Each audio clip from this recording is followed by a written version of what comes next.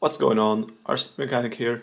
Today I'm going to be reviving my trusty Axial SCX10 with the Novak Eiger ESC. It's going to be paired with the Novak Ballistic sensored brushless motor in there. It's a 21.5 turns. So I'll get started with what's in the box. You can see it says brush ESC here. However, looking inside, it says it also has a brushless mode. That's pretty cool. I never used this thing because I had the Mamba Max Pro and it's been sitting in the box for more than a year. But it's going to be useful now. So, just the manuals here. Like I said, I'll be using my ballistic motor and not this one. I think this is a bit light, and also my experience with brush motors in dirty water is not too good. I'll be resoldering the ballistic because I have way bigger wires and plugs on there right now. Here's the very small ESC. That's handy, it's like half the size of the Mamba Max Pro. I might be waterproofing this with a balloon because it's so small and easy to fit in. 3 wires instead of 2. I will be replacing this one here with a Traxxas connector. I have that in all my vehicles. And I'm not sure what this is for. I've never seen it before on an ESC. There is this free glitch buster capacitor, but I'm pretty sure it goes into the receiver and not onto the ESC. So the small pins turned out to be for a fan. I'm probably not going to use it, but I can imagine it's handy. There were also some small parts in the box and some Novak decals, but I don't put any on my SCX10.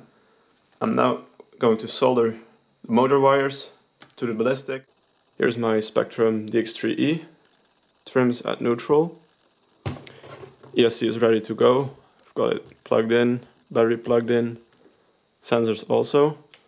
So I'm now going to do some basic programming to get it calibrated and then do the programming to set it up how I want it to be. Okay, time to do some programming. DX3E is on. Small set button here. I'm going to press this and set this to on. Okay. Full throttle. Solid green. Full brake. Flashing green. And solid red. Okay. Next up, I'm going to show you what the programming tree for this ESC looks like. As far as I know, there's no field link, but there's this huge programming option chart. And here's the brush profile programming. Here's the brushless profile programming. What is odd is that here it says throttle profile, and then note one-touch programming should be performed after switching profiles. And it states that brush is the factory set profile. And here it says restoring factory defaults. Well, you can read it. So I'm not sure if I set it to brushless and then do the one-touch programming again. I don't know, will it be brushed again? That's pretty weird. I'm gonna try this. So I managed to set this ESC to brushless.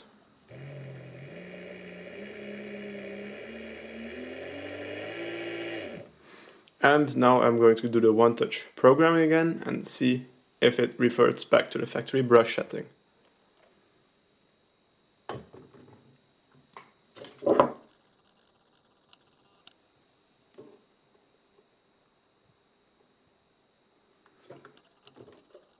Okay, full throttle again, full brake.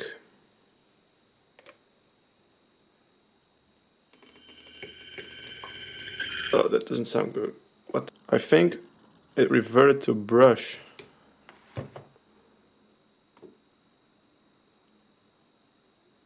don't know, let me check it. I'm going to press this and the first setup option will be the mode. One flash, no, wait, no, that's two, it's still brushless, so that's okay.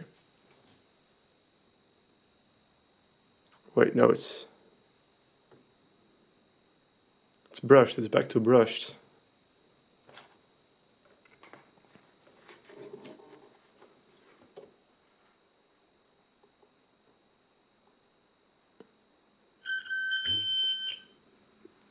Yep, it doesn't work.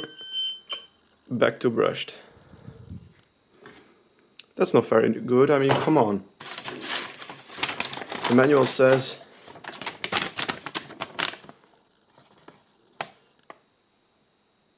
this, and then it says this also. So I'm just gonna set to brushless and leave it. The ESC is pretty much how I want it now. I've set drag brake and just didn't do the one-touch programming afterwards. I thought that with a programming chart like this and the LED programming, it was going to be a bit of a pain. I've had an older Traxxas transmitter, 2.4, and that thing was really a pain to program. If you missed a flash, you had to go back and do it all over again. Maybe some of you know that problem. And I thought it was going to be something like that, but it's very easy to program. The only thing that I don't like is the mistake. I think it's a mistake in the manual that tells you have to revert to one-touch setup. And sorry for the beep, turn this off.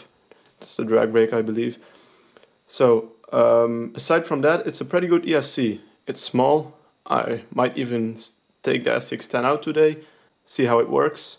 So that was it for this update. The SCX10 lives again. Thanks for watching.